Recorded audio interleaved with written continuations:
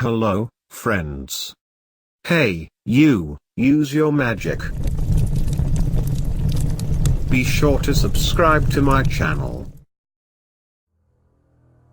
I'm Jake, a 22-year-old male currently attending Clemson University in Clemson, South Carolina.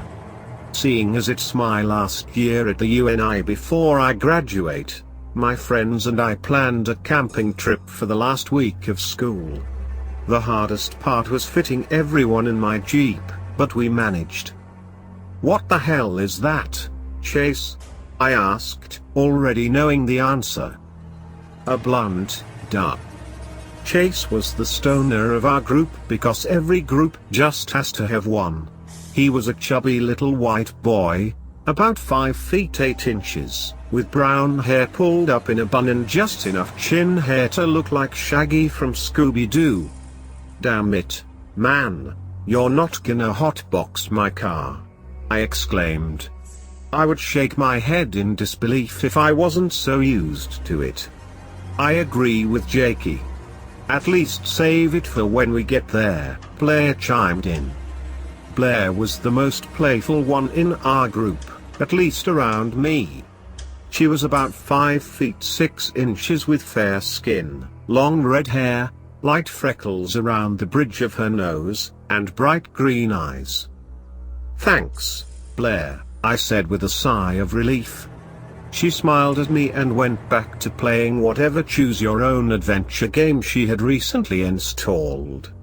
We didn't even make it 5 minutes without another argument in my back seat. I let out another sigh. It's going to be a long week. When we arrived at the forest, I made sure to do a head count in case we lost anyone at a rest stop.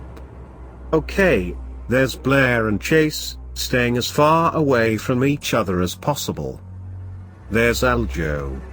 Aljo was a really muscular guy with dark skin who stood around 6 feet 2 inches, had a dark high-top hairstyle, and a well-maintained beard. And there's Curry. By far the nicest person in our group. Curry stood at 5 feet 3 inches, had caramel-colored skin, and curly brown hair that framed her face nicely. "So Jake, what are we waiting for?" she asked in the nicest way possible. "Let's go enjoy the great outdoors." I half expected her to end up singing to the little woodland creatures on our way there. No point in delaying it any longer, I guess. While we were scouting out the forest for a good campsite, I felt strangely calm.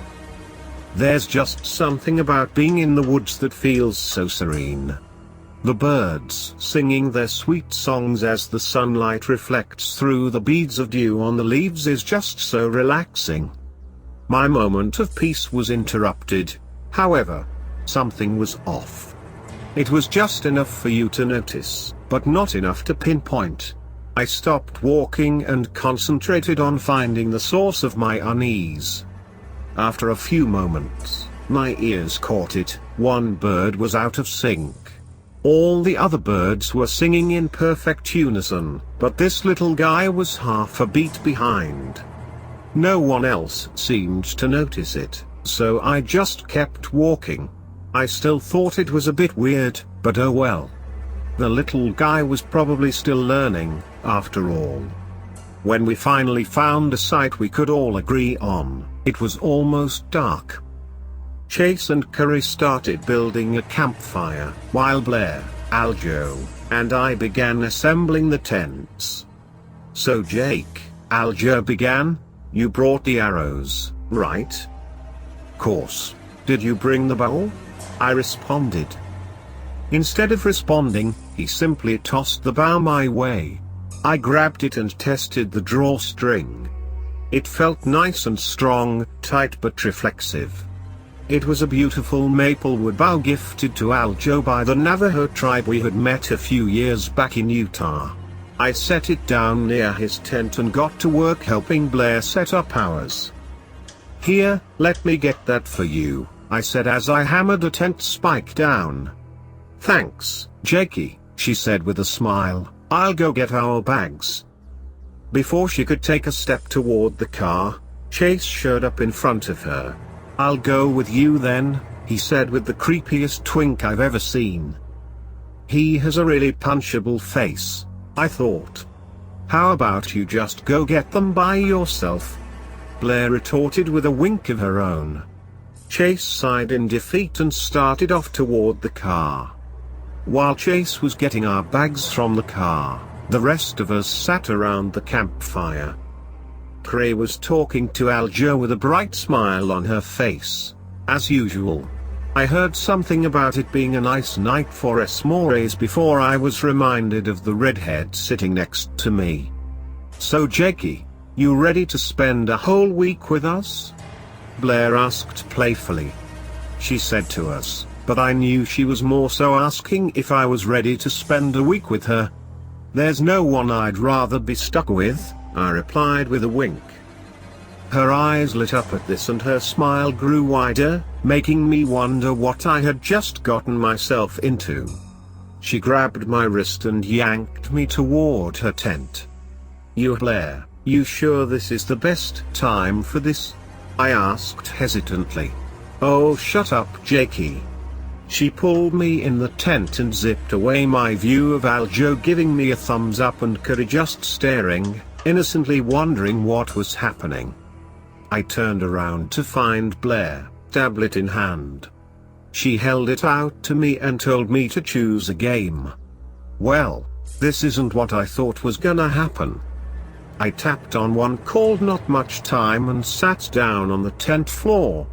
She sat next to me with her head on my shoulder and we alternated choices in the game. Apparently, this one was about someone who suddenly has the power to stop time. My first choice was whether to use my power to help someone, steal from someone, hurt someone, or just restart time. I decided to help someone. "But that's so boring, Jakey," Blair whined. She, of course, used her choice to hurt someone the next time we played. We ended up replaying the game 5 more times before we fell asleep. When I woke up, I could see rays of sunlight peeking in through small holes in the tent. My right arm was still asleep, so I went to move it, but couldn't. I looked over to find Blair hugging my arm like a teddy bear. I let out a sigh and gently freed my arm from her death grip. I noticed the dead tablet on the floor and plugged it into a portable charger. I unzipped the tent and walked out into the fresh pine-scented air. I thought I was the first one awake, but that thought was shattered when I noticed smoke coming from Chase's tent. Really? This early in the morning? I relit our campfire and boiled water for some oatmeal. I made sure I had enough for everyone and poured in the packets. In a few minutes, I had 2 bowls of oatmeal and headed back to Blair's tent. "Hey Blair, I made breakfast." She was still asleep. "Hey dummy, I got you something," I said as I nudged her with my foot. She whined about not wanting to go to school today and tried to go back to sleep. I sighed and put the bowl down in front of her face and, like a dog, she sniffed a little and opened her eyes. "Oh hey, Jakey," she said as I rolled my eyes. I sat down next to her and ate my oatmeal. Well, I guess it could be worse. Throughout the day, we each did various chores around camp. Blair and Curry decorated everyone's tents. Chase got wood for the fire, and Aljo and I went hunting. Aljo was more familiar with the bow than I was, so I was wielding my knife. The knife, a 6-inch Bowie, made for an easy kill up close, while Aljo was our ranged predator. So far all we had seen were rabbit and deer tracks, but neither of the animals that had left them. We set up some snares for the rabbits and decided it would be best to set up an outpost in a tree to let the deer come to us. We found a decent-sized tree and climbed up to wait in the branches. While we waited on our prey, Aljo was dead silent. I felt calm and focused like I was a born predator on the hunt. This feeling was quickly shattered, leaving only unease in its wake. My eyes scoured the forest floor for something, anything out of place. That's when I saw it. There was a single deer grazing on the dew-covered blades of grass. As it gated to another patch of grass, I studied it for abnormalities. The problem was easy to identify, as the deer walked differently from any deer I had ever seen. Its steps were janky, uncertain, almost as if it thought the floor might give out from beneath it. It would tap the ground with its front hoof in one spot and then stomp the same hoof down a foot away from where it tapped. As it did this, it was making a noise. It sounded almost like a low growl. Now, maybe there was an explanation for its lurching steps, but I know deer don't growl. As I thought this, the deer's head suddenly jerked up toward me and Aljo. My breath caught in my throat and my heart lurched as violently as the deer had stepped. The deer, no. The demon was now gazing into my very soul with its bright yellow eyes. I couldn't bring myself to look away, that is until Aljo fired an arrow into the damn thing. The thing let out the most blood-curdling screech I've ever heard before or since. It took off into the bushes and we got the hell out of that tree. That night, we were all chilling by the campfire eating s'mores. Curry and Aljo were talking again and really seemed to be hitting it off. I smiled at the thought of my two friends being happy together. They certainly deserved it. Chase had gone into the woods to take a leak and should be getting back any time now. I started thinking about that deer again. What was that thing? It couldn't have been a deer. I'll try to keep you all. I was broken out of my thoughts by a small hand gripping mine. I looked to my right to find Blair smiling at me. "What you thinking about, Jakey?" she asked in her usual, playful tone. "Just how good these s'mores are," I said with excitement. "Thanks for bringing the chocolate." She laughed and punched my arm. "You're a bad liar, you know, Jakey," she teased me. "No really, these are great babe," I replied in between bites. She laughed again and rested her head on my shoulder. We were all laughing about some embarrassing memories of Chase when we heard an ear-piercing screech.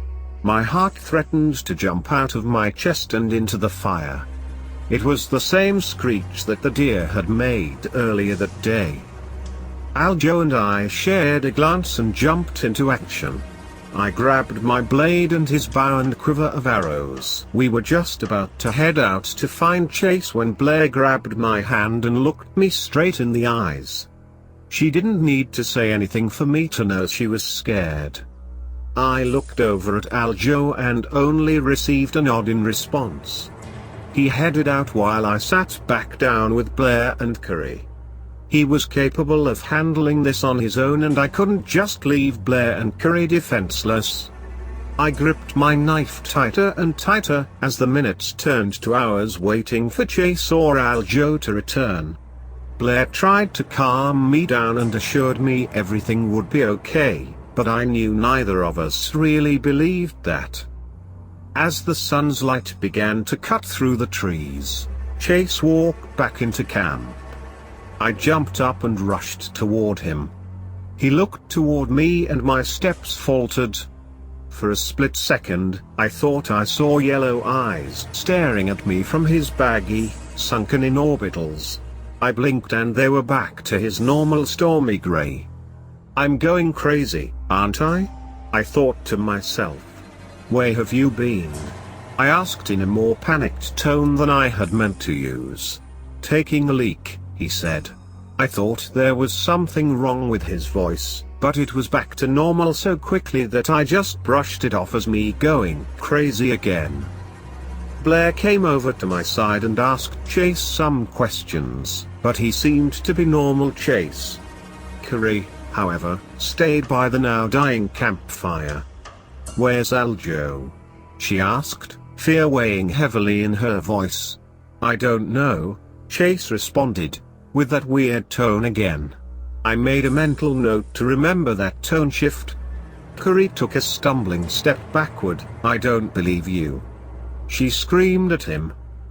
This wasn't like her at all. What happened to that sweet little woman who was always smiling? I thought. Chase took a lurching step toward her and I instinctively moved in between the two, gripping my knife with white knuckles. I had seen that type of movement before. He looked me up and down and walked to his tent. "Something's very wrong here." Blair and I spent the rest of the day trying to comfort Carrie in any and every way we could think of.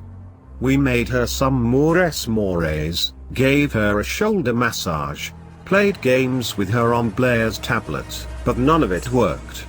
She just kept insisting that I go look for Aljo. I wanted to, I really did, but I couldn't just leave them with Chase.